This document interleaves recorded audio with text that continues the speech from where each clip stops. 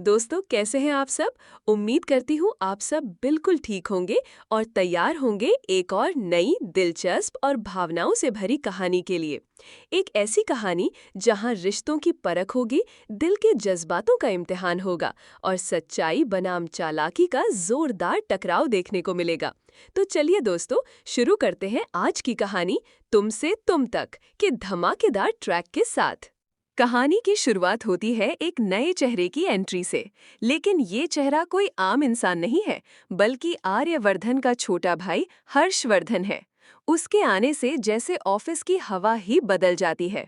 कोई नहीं जानता था कि उसकी मौजूदगी एक भयानक तूफान की तरह सब कुछ हिला देगी। अनु, जो हर दिन की तरह अपने काम में लगी थी, नहीं जानती थी कि आज का दिन उसकी जिंदगी को पलटने वाला है। हर्षवर्धन जब ऑफिस में पहली बार दाखिल होता है तो अनु को लगता है कि वो कोई बाहरी व्यक्ति है। वो विनम्रता से उसे रोकती है और कहती है कि सर मीटिंग में है, अपॉइंटमेंट के बिना आप उनसे नहीं मिल सकते। लेकिन ये बात हर्षवर्धन को बुरी लग जाती है। वो गुस्से में तिलमिला उठता है और सीधे आर्यवर्धन के ऑफिस में घुस जाता है। जाते जाते वो अनु को देखता है और एक ही आदेश देता है, इस लड़की को नौकरी से निकाल दो। अनु कुछ समझ नहीं पाती। वो मीरा की तरफ देखती है, उम्मीद करती है कि शायद वो कुछ कहे, कुछ समझाए। लेकिन मीरा तो जैसे इसी मौके की तलाश में थी। वो अनु की ओर देखती है और मुस्कुराते हुए कहती है, जानती भी हो ये कौन है? ये है आर्यवर्धन सर के छोटे भाई हर्षवर्धन सर।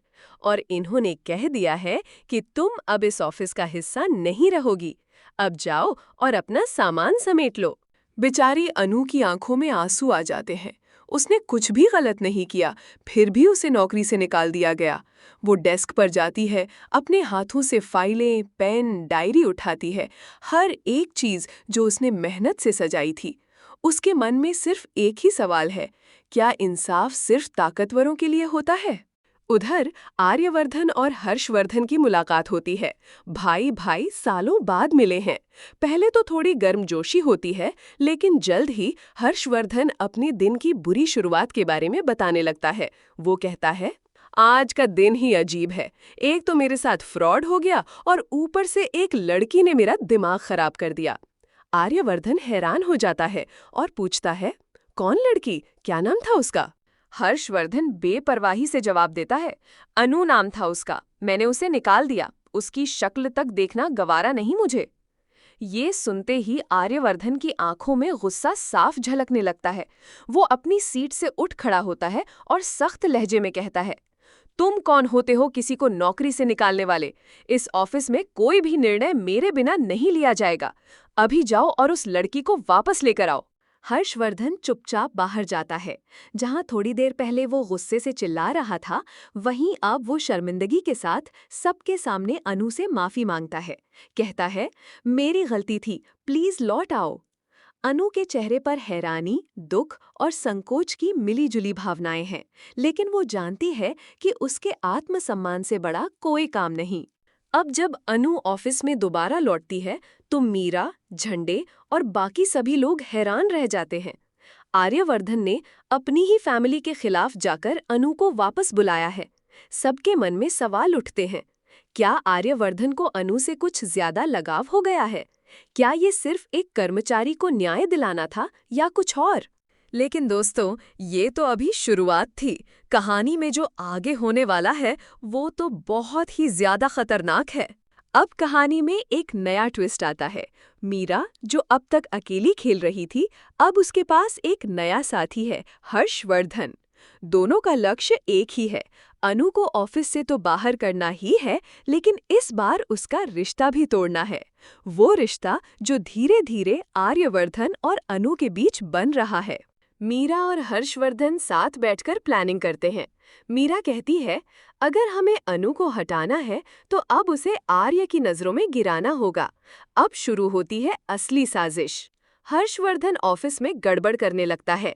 फाइलें गायब होती है, रिपोर्ट्स में गलतियां निकलती हैं और हर बार दोषी ठहराई जाती है अनु। लेकिन अनु हार मानने वालों में से नहीं है। वो हर बार खुद को सही साबित करती है। आर्यवर्धन चुपचाप सब कुछ देख रहा होता है। उसे समझ में आता है कि कोई है जो अनु के खिलाफ चालें चल रहा है। वो खुद जांच शुरू करता है और एक दिन ऑफिस के सीसीटीवी कैमरे में देखता है कि मीरा और हर्षवर्धन दोनों मिलकर अनु को फंसाने की योजना बना रहे हैं। अब आर्यवर्धन का गुस्सा फूट पड़ता है। वो मीटिंग बुलाता है और मीरा व हर्षवर्धन को सबके सामने डांट लगाता है। वो कहता है, तुम दोनों ने जिस तरह से अनु के साथ गलत किया वो बर्दाश्त के बाहर है। मीरा, तुमने मेरी दोस्ती का गलत फायदा उठाया, और हर्षवर्धन, तुमने भाई के नाम पर भरोसा तोड़ा।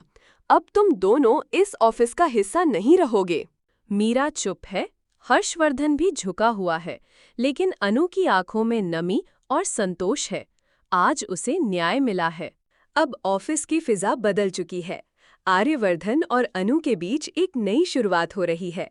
दोनों एक दूसरे के करीब आ रहे हैं, लेकिन मीरा और हर्षवर्धन की हार उन्हें चैन से नहीं बैठने दे रही। क्या वे फिर लौटेंगे बदला लेने? क्या अनु और आर्य की जिंदगी में फिर कोई तूफान आएगा? दोस्तों, ये जानने के लिए जुड़िए हमारे साथ, क्योंकि कहानी अब उस मोड़ पर पहुंच चुकी है जहां से हर रिश्ता, हर इम्तिहान और हर फैसला जिंदगी बदल देगा। तो फिर मिलेंगे एक नई कहानी के साथ। तब तक के लिए खुश रहिए, सलामत रहिए और देखते रहिए टीवी टेली ड्रामा।